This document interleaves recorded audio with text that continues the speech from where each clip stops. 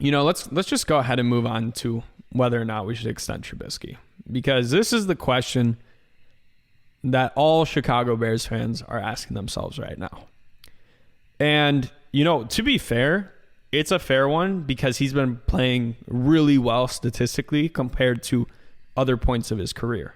His best football, probably. His best football statistically. This is difficult because we were just talking about it. If he performed like he did over just the games he started and finished completely over the entire year, he'd be on pace for like 45 touchdowns right now, which is crazy to think about. Now, I think that we have to be very clear, because when people say, should we extend Trubisky, that is such a loaded question, That's not an easy question to ask, because it's like, okay, well, what are we going to pay him? Is he the future? Is that what the plan is, that he's going to be the future moving forward? Or is he the temporary solution? You know what I'm saying?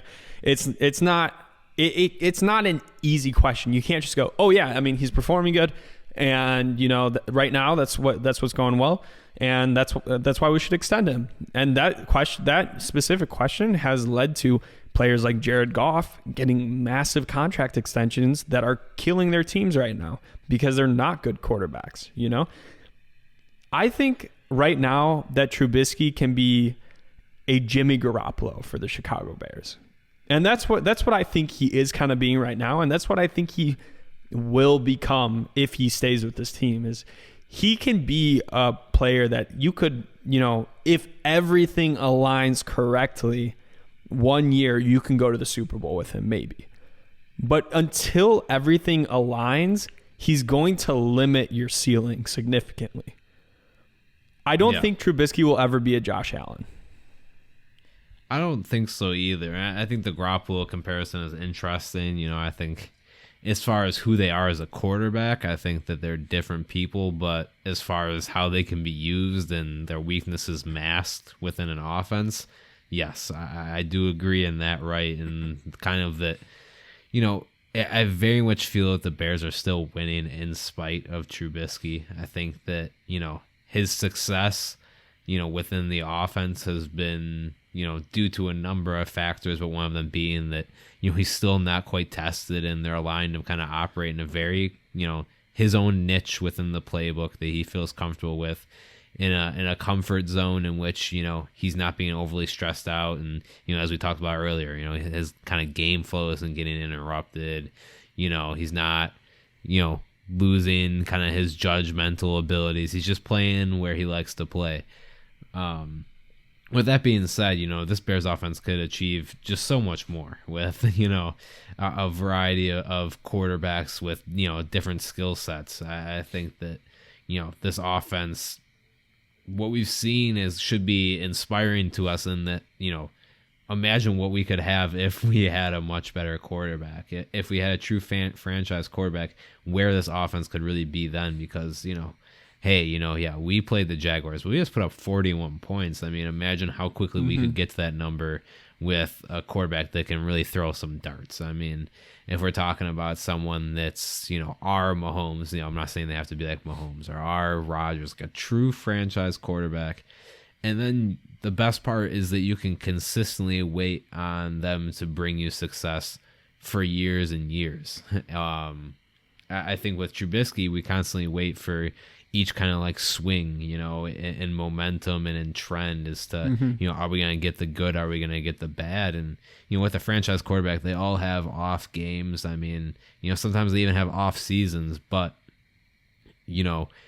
a lot of times they kind of get back to that regular playing form, or they can find their groove and be consistently playing at a high level. And at no point, can I really say that Trubisky has hit that. And we're kind of only for the first time seeing it now, and I'm still not sold. Yeah, we have to be honest with ourselves. No matter what numbers he's putting up, Trubisky is not a top 15 quarterback, and he won't be unless God forbid, the thing happens that we talked about all this offseason where he just wakes up and learns how to play football.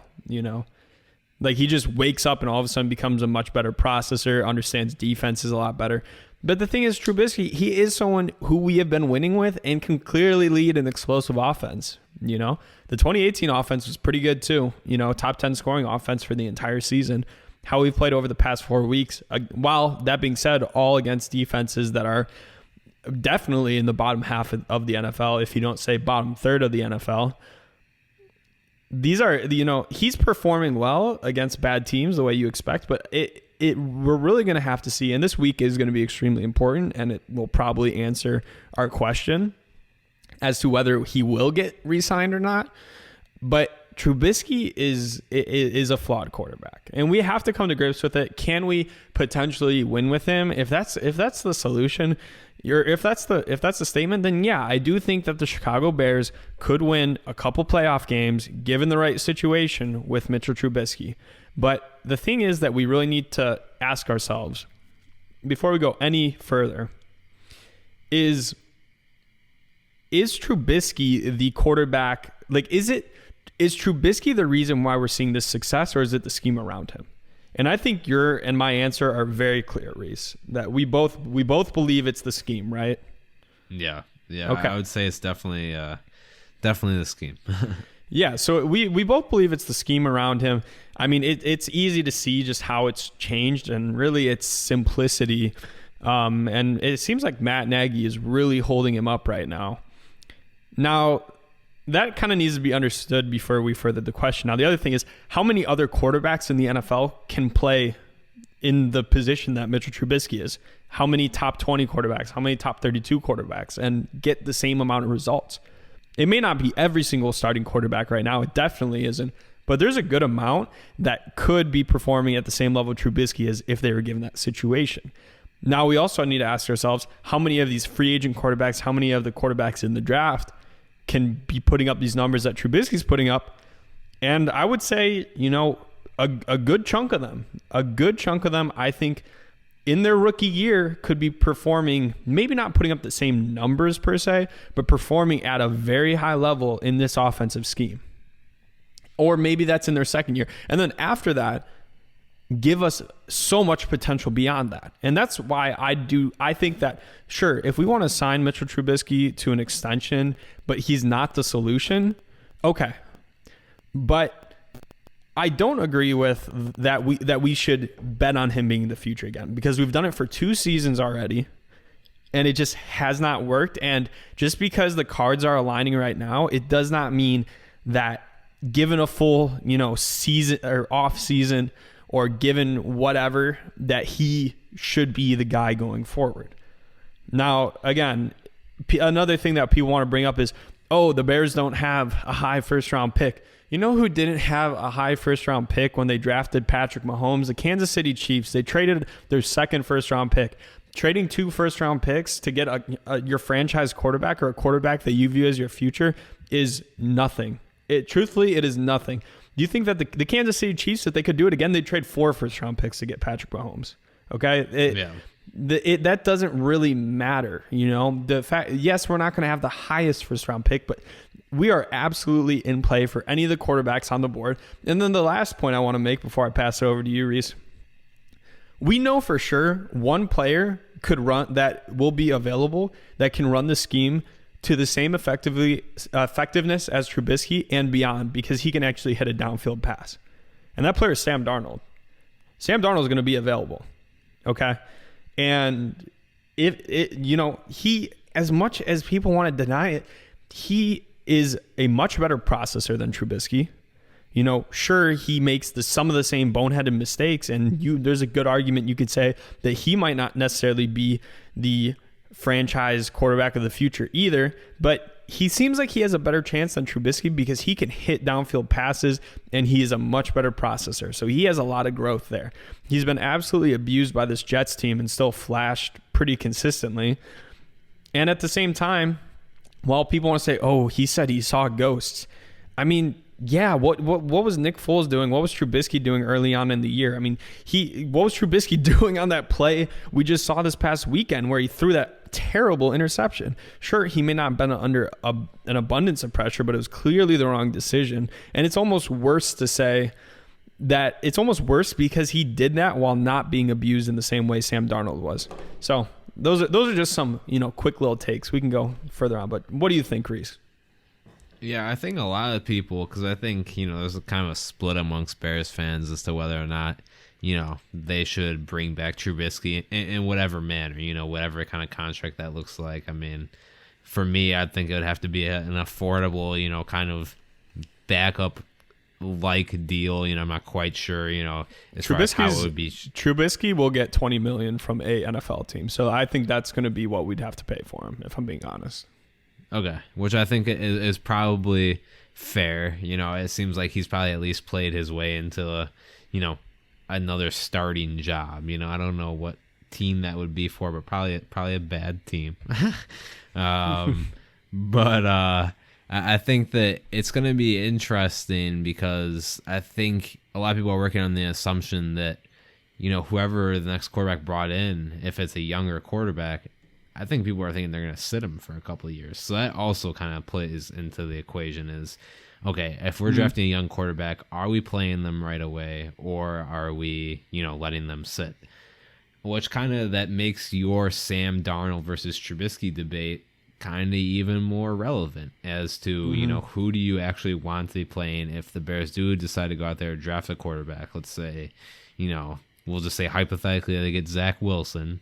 I'm not sure if that'll happen or not, but hypothetically the Bears get Zach Wilson, do they sit him? Would you rather have Darnold play in front of him? Would you rather have Trubisky, play in front of him? Who would actually be the better example, And, I'm down for that plan. If you want to sign Mitchell Trubisky, even though you have Nick Foles under contract, which if we re-sign Trubisky looks like a terrible mistake, right? At that point, even though we have Nick Foles under contract who could, maybe get us through a couple games in the season until a quarterback is ready to actually start for us in the same way that, Ryan Fitzpatrick did for Tua for Miami or for Tyrod Taylor and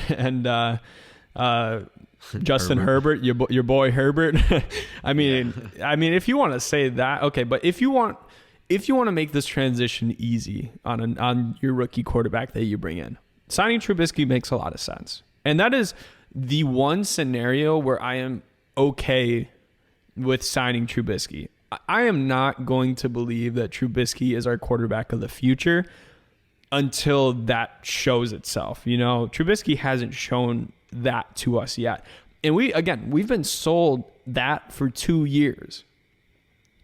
It's a little bit too late now, it's just too much too late. And we're going to talk about are the Bears target for free agents going forward in a little bit. But I also don't think that a lot of free agents would be too interested in playing for a team where Mitchell Trubisky is the head of it when they've also seen the same thing on the field. You know what I'm saying? A lot of teams, a lot of NFL players don't think Trubisky's all that great. I mean, hell, even Bears players were liking things about Cam Newton, and Tom Brady coming to the Chicago Bears. So clearly there's even internally a little bit of angst. And I know maybe now that's kind of subsiding, but I cannot be sold Trubisky is our starter going forward. If the Bears want to re-sign Trubisky to a deal that we could transition off of it when we also draft a young quarterback and go all out for one season to get our quarterback of the future, especially in a quarterback draft that's as deep as this one, okay, I'm fine with that. Even if Trubisky plays for the entire year next year. I think a huge issue where we went wrong with Trubisky is not sitting him. That's good quarterback development. That's good quarterback development to have a starter that you're comfortable with and someone you bring in. That's kind of what happened with the Chiefs and Patrick Mahomes with Alex Smith. I would be happy with that. But what I'm not gonna take is just only Mitchell Trubisky. That I think would be a colossal mistake. Yeah, I would. I was about to jump in and talk about that. Like if the plan was just to go on Trubisky, like, oh man, like no way. That's definitely should not be the direction of this team. I think, if they end up extending Trubisky, the goal, at the end of that contract should be that Trubisky's not starting on the field, for the end of that contract. I think, the goal should be to get him on the bench and to develop his successor. Personally, I just don't believe that Trubisky is a long-term solution for quarterback. I've been rather, set on that, decision for a while now. And, even though he's, had a bit of an uptick in his production, his quality of play recently, I think that, it would be very tough for me to be sold that Trubisky should remain the starter, long-term for this team. Plus, there's a lot of quality guys possibly coming available in free agency. Someone that is rumored about potentially becoming a free agent is Matt Ryan, which while you can say all you want about Matt Ryan, he certainly has his flaws, but he has processing power. He can hit downfield passes. He has a good release. And while he's definitely prone to some mistakes, I guarantee you that Matt Ryan is a better quarterback right now than Mitchell Trubisky, as sad as that sounds. Is an interesting set of names. I mean, not to really promote any or say it to be good or bad, but when you have names like Carson Wentz, Matt Ryan, even Matthew Stafford, that would potentially, be huge. Potentially Drew Brees, and I know people are gonna be like, "Oh my God, Drew Brees!" But also we have to remember. I mean, we just saw Tom Brady move teams, and I feel like a lot of people thought that that would never happen. So Brees could definitely end up moving teams, rather soon. If Brees becomes a free agent this year, which there's a major possibility, there's an out in his contract, and before the season even started, Sean Payton said that this is Drew Brees' last year. Okay, and he likes Taysom Hill. I don't see the appeal all that much. He's played good in spurts, but if Drew Brees becomes a free agent, he's coming to the Chicago Bears because Ryan Pace is absolutely obsessed with Drew Brees. He talks about him all the time. He worked with him. He was a part of the crew that brought him in. And, I mean, what else do you want than a player than like Drew Brees? And it would fit Matt Nagy very well, too. Drew Brees would execute this offense perfectly for Matt Nagy, the current one that we have. It's a good fit, you know what I'm saying? But, I mean, other names, Matthew Stafford. Matthew Stafford would throw for 50 touchdowns in this offense. I'm not kidding. If 5,500 yards. if Trubisky is on pace for 45 touchdowns, if he did this for an entire season and then showed no stopping as to his production level, Matthew Stafford would throw 50 touchdowns in this offense, man. Like, he hits those downfield throws. He will offer you that added explosiveness. Similar to Sam Darnold, except for his entire career, he was abused by this Lions team. And there's a lot of rumors, a lot of beat reporters think that the Lions are going to let go of him. Man, if he does that, or if they do that, that would be the most perfect opportunity for this franchise. Literally, nothing better could have happened than that. So, and then the one last thing I want to add with Mitchell Trubisky, people need to remember that we don't have a lot of salary cap this year. And losing someone like Allen Robinson to get in Matthew Stafford makes a lot of sense, or even Drew Brees makes a lot of sense. But even if we re-sign Mitchell Trubisky, it's going to become incredibly hard to re-sign Allen Robinson. So you have to consider that as well. So not only could you potentially get Sam Darnold because he's going to be on a rookie contract, but you'd be also able to maintain Allen Robinson. I guarantee you that duo is going to do a lot better than Mitchell Trubisky with Darnell Mooney alone as his number one receiver. Yeah.